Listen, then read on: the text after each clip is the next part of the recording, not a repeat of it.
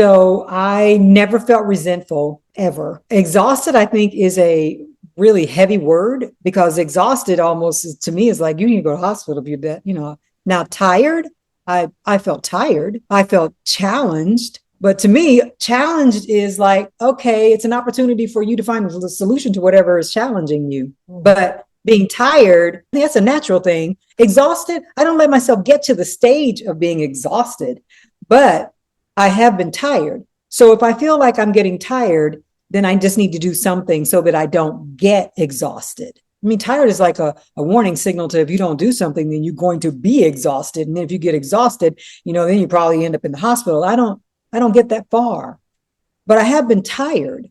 I've been tired where because you're looking at a person that it's like having a baby. I had a schedule that required me to do everything 365 days a year, 24 hours a day. So most people think about caregiving. You might, have some time off. If you're a full-time caregiver, you don't have time off unless you take time off. And for me, I wasn't able to do that because not everybody could care for him. So whenever I did take time off, I would have to pay to put him in an actual facility so that they could actually care for him. And I did that twice, and they did not care for him the way he should have been cared for, meaning not in the sense like they didn't, he had a lot of nutritional needs that would affect his body if you didn't give him the specific things that he needed nutritionally, or medicinally. And so they would get his medicine right because they are facility, you put him in a care facility, a nursing home or something like that. They are not equipped to take care of him with his nutrition the way that I was able to take care of him. So there was always I would actually have to take in extra stuff, or I would give them a menu or ideas for him, but they would always mess it up. They wouldn't mess it up to the degree that it would affect him long term. He would just not get some of the things that he would need, and they would mix up things that he didn't need. They even did that in the hospital. When he was in the hospital, like he couldn't eat bacon. And because if you didn't get a special menu in, they would send down the standard breakfast that they all send everybody. He would get a breakfast that could possibly have things that he didn't eat. And if he were not the kind of person that knew his own menu, it would actually cause him problems. And there were some things he just ate anyway. And I'd be looking at the ticket like, you had this for breakfast? Yeah, I did. He would do that. But if I got tired, I would just find a way to make sure that I got extra rest. So I would sometimes, like with the baby, I would nap when he would nap. Would just go sit in the chair and just relax when he would nap. And if he went to bed at night, it didn't really matter because he would get up at night because I had to give him pain medicine. After it got really bad in the last few years, he would get up in the middle of the night. So I would have to get up in the middle of the night with him and give him some pain medicine every, 3-4 hours. And this went on 7 days a week, 365 days out of the year. This was, there was very rarely a time where I didn't get up with him in the middle of the night. There were some days that I did not, but, he would get up and he'd go to dialysis. And while he was gone to dialysis, I was able to get some things done while he was gone, maybe go run some errands if I didn't get something delivered in. And then he would be back home around 2-3 o'clock. Then we just go into the rest of the day. But I mean, there was cleaning. I didn't have a cleaning person come in and clean for me. I had to clean, do laundry, and I did it all. I did everything that needed to be done. Like there was no assistance until the very end. In the last year, I did get some help, but it was just me. His life before, after we married, he was very active. He was a runner. He ran, 7-8 miles a day at work. They had a track at work, not an actual track, but it was an outdoor area where he could run around like a lake. And he would just either run it in the morning or run it right after work and then go shower and come home. He's very active. He was an avid golfer, played golf all the time. We had a joke when I married him. He used to play golf on Sundays. He said, I think golf was my God until I found Jesus, Mm-hmm. Yeah, he was an avid golfer, got trophies. He was a bowler. He bowled all the time. He bowled in a league. As a matter of fact, when I married him, he was already in a bowling league, and I joined the bowling league with him, and we bowled tournaments. Very active. He played basketball in high school. So he's very physical. After we had been married, he had his first diabetic episode. He did not know he was diabetic. And he went into the hospital for about 3.5 weeks, maybe somewhere in there, over 3 weeks, but under 4. He didn't know. He actually went blind during that time. And when he came home, he couldn't see. So back then, they had the insulin before he got an insulin pen later on in life. They had the insulin where I had to draw it up with the needle out of the little bottle, pull it down and then put it in his arm. Well, I had to do all that. I didn't know anything about any of that. Nobody in my family's diabetic, but I didn't know anything about it. So when he came home, I had to learn how to give him his medicine, cook his food. My kids were little. I was still taking care of them. He actually was in school trying to finish up a degree.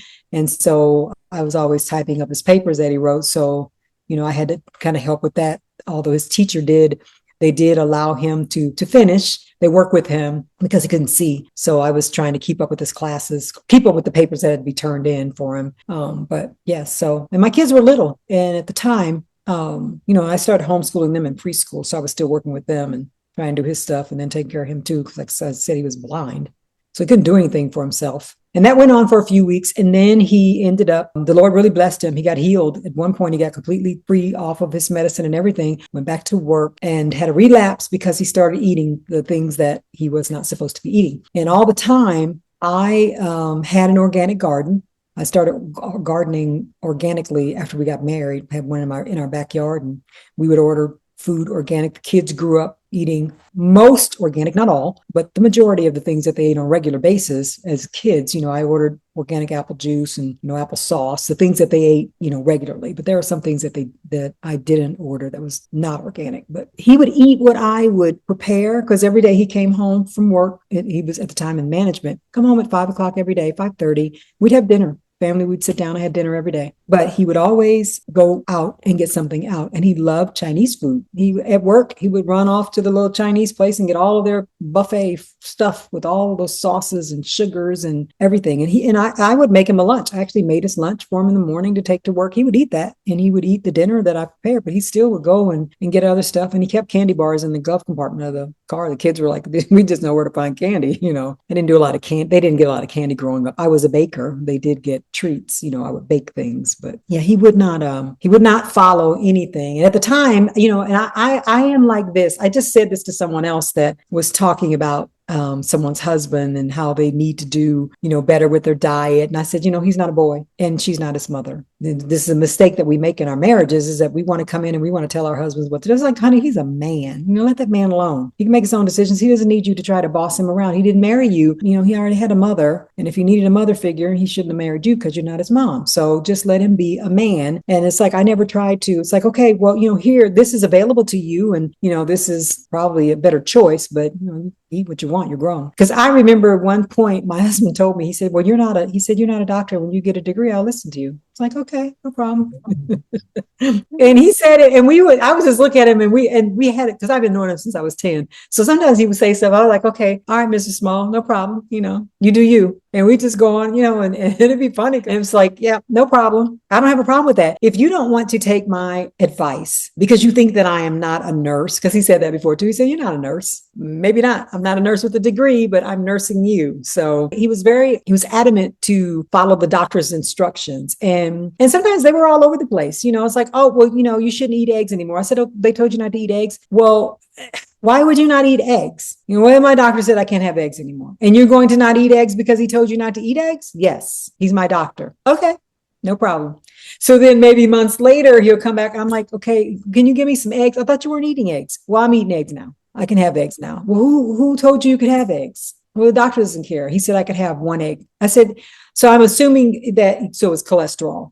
There are other ways that you can get your cholesterol fixed. You don't have to give up eggs. And to me, that's like I tell people, when people say, well, I don't eat butter. I don't eat butter. Well, why don't you eat butter? I eat margarine. Why would you eat margarine? Margarine has plastic in it. Why would you eat it? It was like, well, it's better for you. It's not as fat. Okay. So you would rather not have the fat and have plastic in your margarine when you could just cut down on your butter intake. So instead of eating a half a stick of butter, why don't you just eat a tablespoon of butter and then leave the margarine alone? So to me, that's just the way that I think, but not everybody doesn't think that way, because he was very big on eating things that had, like, I don't do fat free. I don't do anything fat free. Don't bring me anything fat free. Don't bring me anything with fake sugar. I don't want any of that. Because he's like, well, I don't want sugar, but I'll take the whatever they're called. I don't even know all the names of them. And I'm like, well, why would you take that? That's not really real. Just take less sugar or find another alternative, so then we would buy him, different stuff. I think we get conditioned in those ways. So for me, taking care of him, doing all of his own food and all of that, I think he would listen sometimes and sometimes he would not. And you just can't make a person. But he was very, very active. His life changed after he had his first diabetic attack. And then he went back to work, but then he began to decline. So, you got diabetes and then he's taking more insulin. I'd start out with a tiny bit. And then it's like, what insulin does is, he learned how to overload himself. Yeah, I eat what I want to eat. Okay. Well, no portion control. I'll just give myself more insulin because it'll just take my numbers back down. A lot of people do that, but that's really not a good thing for you. So if you eat a whole plate full of food and your numbers go really, really high, then you just give yourself an injection to bring your numbers back down. It's sort of like high blood pressure. When you have high blood pressure, which he had that too, you take high blood pressure, you just take some high blood pressure medicine to bring your blood pressure back down, as opposed to finding a way to level your blood pressure out regularly. So he lived in the world of medicine. He took a lot of medicine. But then as he began to decline, he began to listen more because his doctors actually began to tell him, you're only here because of your wife. The food that I prepared for him, I logged everything. I kept track of all of his food. I kept track of all of his medicine. When they upped his medicine, I would question. I was an advocate for him. I would question, why are you giving him more? I actually talked to the diabetic doctor. I was like, why are you giving him more insulin? Why are you recommending more insulin for him? Well, we feel like, because they like for you to be in it's actually, this is my theory, it's actually a comfort place for them to have you in a space where we know if you give you this much, you're going to be fine, as opposed to trying to work with, because you don't work with a nutritionist with a diabetic doctor. There's no nutritionist to try to help you in that. Now they do have nutritionists where you can, if you want to talk to somebody, but I just learned how to figure out, what he could eat and what he couldn't eat. And there were some things that they say you shouldn't have that he had, I gave it to him, but I gave it to him in very small amounts. It's like, well, you shouldn't have rice. I was like, well, he had rice. He just didn't have rice every day. It's like the man would have no diet. If I went by everything that they said, he wouldn't eat because he had so many things wrong with him. So he was diabetic. He had high blood pressure. He had a 6 bypass where they took him off of beef and meat, all but chicken, like turkey and fish, all red meat. He couldn't have that anymore, but he could maybe once a year. Like if it were the 4th of July, he could have whatever. And so he had issues with his eyes. He had cataracts and he had gone blind. The end, he really couldn't see. He could only tell you apart by your voices. And so his food requirements. So if you're diabetic, you could have one thing and he had renal disease. Okay. So kidney disease, because he was going to dialysis. If you have renal disease, there are certain things that you can have.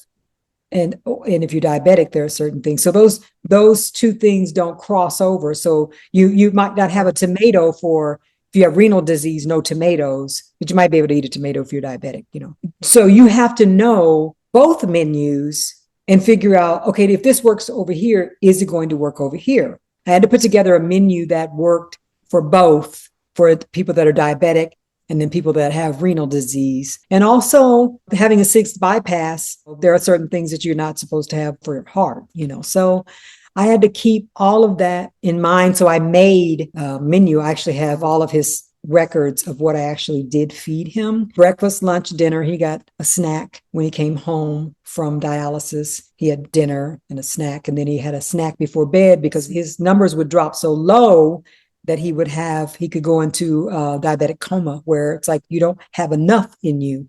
And we figured out when he started taking therapy, because, he got to the point where he couldn't walk and he started having all kinds of physical issues. But at one point when he was taking therapy, we would take him to therapy and we couldn't figure out why, like he would be walking trying to learn how to walk with this walker. And we couldn't figure out why he would just get to where he would just about fall over. Well, we figured that I started checking his numbers at therapy. It's like, okay, well, you're using way more energy than what's in you. So I had to start taking a snack to therapy with him and give it to him during therapy so that his numbers wouldn't drop so low. But it's the same concept as, when you're in college, and everybody's taking their finals, when you're doing all your finals, your parents are sending their kids those care packages. They want you to have all the food and stuff. As you're studying, you're using so much of your brain, it's taking away from your energy level. So you have to continue to feed yourself more. It's like when you're working, because you're working your brain. When you work your brain, it's the same. It's just a lot of little details that people have no idea what it actually entails for a caregiver. And I think the sad part about it is people think about I'm going to use the word victim, the person that really needs the care, but you don't think about the caregiver, the person that's giving the care. If the caregiver isn't taken care of, the person that needs the care is just not going to get care. So I think caregivers need to be very careful how they are taking care of themselves or not, and be very well aware of that, because a lot of caregivers don't take care of themselves. And you lose yourself in caring for someone else. And then the next thing you know, it's like being a mom. You have your baby. It's like, you don't do your hair anymore, and you just stop taking care of yourself because you had a baby and you're just feeling so overwhelmed and so challenged. But I always tell everybody, you have to find a way to schedule yourself in, the same as if you want to get out of the house, you've been taking care of your baby and you're tired, you're exhausted, and your girlfriend calls up and says, hey, I want to take you to lunch. You are going to find time to do your hair, get your whatever it is you need to get done, and go on that lunch date with your friend. So you have to become important enough for your own sake, own self, to do those things for yourself, which most people don't, because we don't value ourselves the way that we should. I am not that person. I value. Try to help people with that. It's like, take time. What is it that you like? Just take time for yourself. And you know what? If you learn to do that, your marriage will be better, your friendships will be better, you'll be a better parent, because half the time our frustrations are because we feel neglected and we want someone else to do things for us to help us not feel neglected when we can do those things ourselves. I had a schedule somewhat, and I wasn't regimented to it, but we had our children very close. And I mean, we're talking, one of them's 13 months apart. So they're all squished in there together. Greg would come home at like 5:30 at the time. We would do dinner together. The kids would get their time with their dad, and he would always tell these stories. He made up stories. We actually have some of them on tape. He would, take them, tell their stories, and I would clean up, and then they would get their bath, and then they would go to bed. My children were in bed 8:00. 8:30 would be way pushing it. Something had to happen if it was 8:30. They were in bed. And that was enough time for them to, they ran all day, went to school, whatever. And then their dad come home, have enough time, have some story time with him, get your bath, have a little time after you get your bath, and then it's bedtime, lights out, go to bed. I don't care if you don't want to go to bed. Go anyway. You're going. That's just the rule. Bedtime. There wasn't no negotiating in my house. Well, I don't want to. Well, can we? No, go to bed. It's bedtime. Can we sleep in your bed? Nope. You have your own. Okay. So I made sure that they were trained to that early on. And then after 8:00, it's my time. So I always took that time to soak in the tub. That was one of my big things. I was always get in that bathtub, soak, and I like to read a book. I like evening tea. But I had from 8 to about 10:30 to do whatever I wanted to do. I even had time for my husband because kids were in bed. Wasn't missing anything there. I mean, we got plenty of time. We had 2.5 hours together, whatever it is we want to do at home. We didn't go anywhere.